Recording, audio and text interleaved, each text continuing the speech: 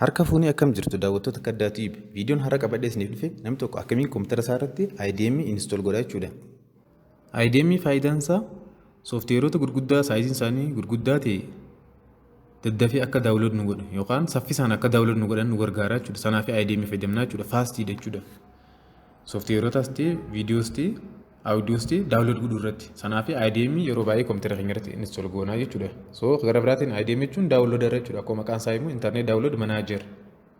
Ani already waan IDM cha qabuuf isin IDM cha barbaaddan Telegram channel kiyya isiniif hin godhaa jechuudha.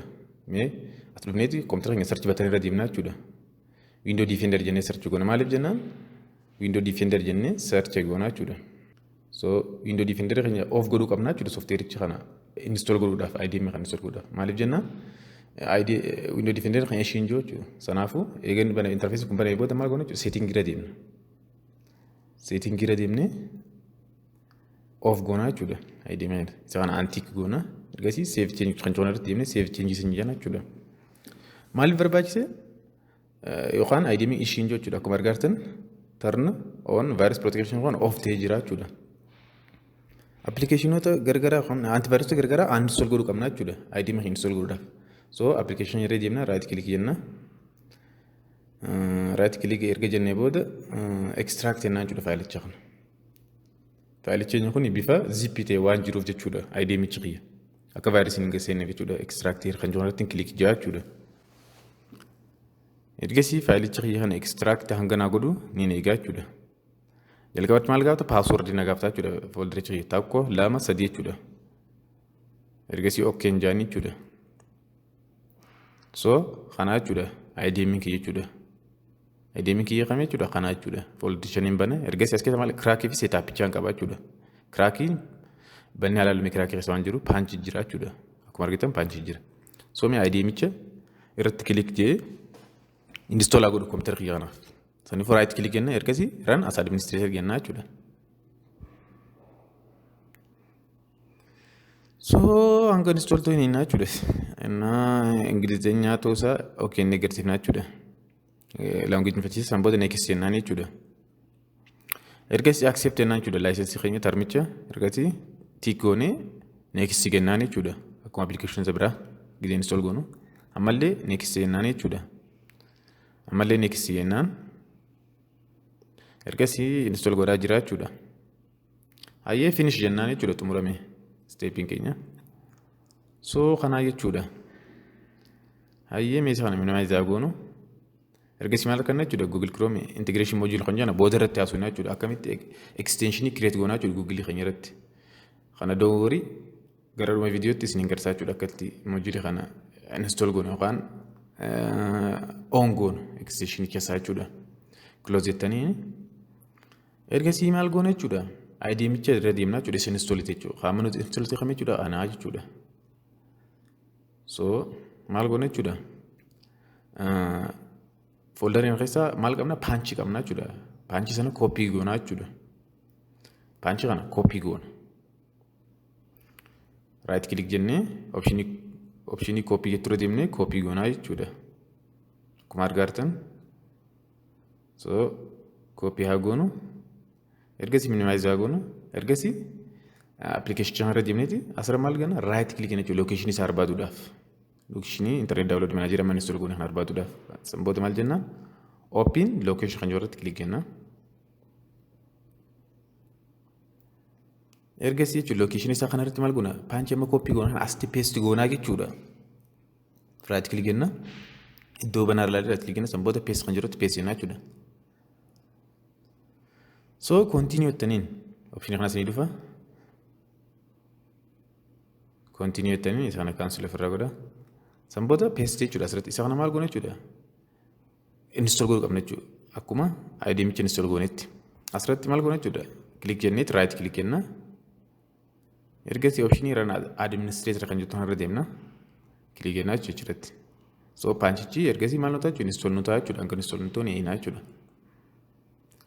Okay kana jechuudha. Ayyee sanboota option punch tu irra deemti punch jennaan jechuudha. Option garagaraa jira garuu punch kan jettu irratti click jenna.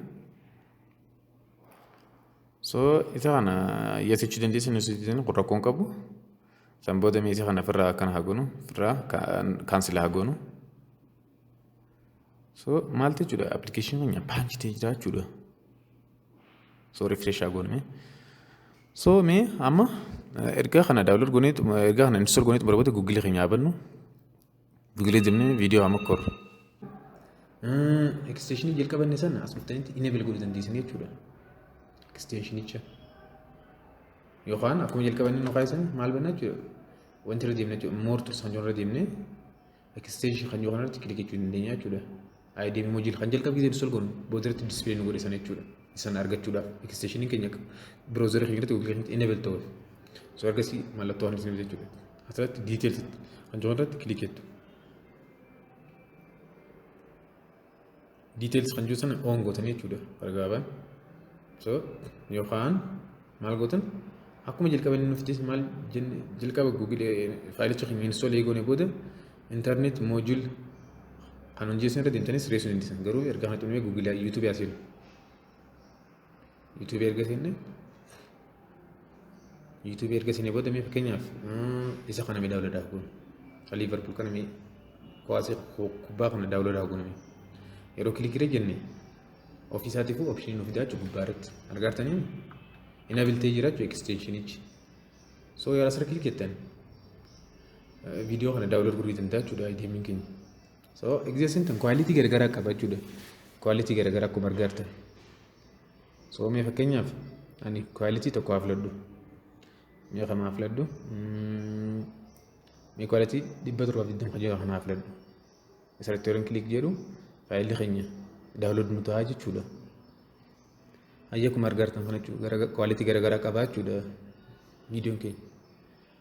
Argaartan mee 720 kana haa filadhu yookaan MP4 kana haa filadhu mee kanarratti kilik haa jennu. Kilik yeroo hin jee maal godha jechuudha. Start download option gettu ofii naa dhufa jechuudha. IDM keenya hojjechuu eegalee jechuudha. Sammuu start download kan jettan irratti kilik jettan ergasii faayilicha keenya download ta'a jechuudha. Akkuma argaartan jechuudha download nu godha jechuudha. So time consuming godha jechuudha. Dafee download nu godha. Faayidaan IDM kanuma jechuudha. Viidiyoo download godhu fast. Audios akkasumatti inna applicationota garagaraa akka Windows faa mobile video editor faa application gurguddaa waan ta'eef saayiziin isaa GB dhaan jira. Fakkeenyaaf amma Windows 10 fudhanne GB 8 jira 6 jira jechuudha. So sanaafuu inni san dafee download nu godha jechuudha. Normal download godha. Garuu IDM fidannee fast dha jechuudha. Ergasii maal gootan xumuramee jechuudha. Open jechuu dandeessan qaxxitaa banuu dandeessan open with jettanii filachuu dandeessan yookaan folderaan banachuu dandeessan jechuudha. Folderaan haa bannume. Open in folder kan jiru kilik jettan ergasiin viidiyoo download godhee asitti argannaa jechuudha. Viidiyoo nuti amma download goone isa kanaa jechuudha. Kana jechuudha. Hayyee mee waan biraa ilaalu application garagaraa yookaan software garagaraa mee haa ilaalu. Fakkeenyaaf mee asirratti akkuma jalqaba siimaa ture sanatti isarra application garagaraa buufanne yookaan softwareota gurguddaa isarra buufanne jenne get into PC irra. So get into PC jennee search haa goone.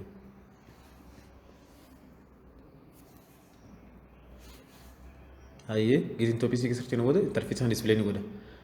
Software category jira operating system waan hedduu jira jechuudha asirra. Kan hunda dhiiftanii mee asirratti search kan jettan irratti search haa goone. Fakkeenyaaf mee window haa search godhu window 10 window 10 jee search haa godhu. Enter jaa ergasii. Hayyee mee window garagaraa display nu godha jechuudha akkuma argaartan. Window 10 Pro jira August 21 kan ba'e 2021 kan ba'e jira. Window kana fakkeenyaaf download haa godhu irratti kilik jettuun ergasii gara gadi deemte jechuudha. Download godhaaf viidiyoo tokko hojjedhee jira yoo yaadatin taate amma dura software gurguddaa bakka irraa buufatan na download kan jettu kanarratti kilik haa jenna jechuudha. 64 bit kan ta'e so erga kilik jedhanii kenne maal godha jechuudha. Viidiyoochi keenya download nu godhaa jira jechuudha. Hayyee xiqqoo eejan jechuudha hanga download godhu. So akka viidiyoon application kun akka dafee install nu ta'u kan gargaaru maal jechuudha. IDM keenya jechuudha. Ergasii maal jettan start download kan jedhamu kilik jettan start download. So ergasii maal godha IDM kun fast ni godha jechuudha. Akka dafee saayiziin faayilii keenya guddaa waan ta'eef akka dafee download nu godha. Fakkeenyaaf amma kun faayilii saayizii isaa ilaalle meeqa 4.394 GB dha. So isa kan normaalii buusuu hin dandeenye hin tura. Yoo isa kana fayyadamne immoo fast jedhu dafeetti download nu godha jechuudha. Hayyee mee download haa godhu akkuma argaartan jechuudha daawunlood nu godhaa jira jechuudha. Hayyee daawwattoota keenya kanaa jechuudha viidiyoon har'a qabadhee isiniif dhufe. So IDM kun yoo barbaaddan appilikeeshinicha Telegram channel kiyya isiniif gochuun hin danda'a jechuudha. So achirraa argachuu ni dandeessanii jechuudha. Telegram channel kiyya kana asirra kaddaa TV jettanii Telegram icon keessan bantanii achirra search gochuu dandeessanii jechuudha. Kanaa jechuudha geetiin tooppiisii kan jiru. So appilikeeshinicha argachuu ni dandeessanii jechuudha. Wanta akka dagachuu hin qabne asitti Windows Defender keenya off goone kana on godhuu qabna jechuudha. Hayyee tick goona san booda save changes jennaan jechuudha.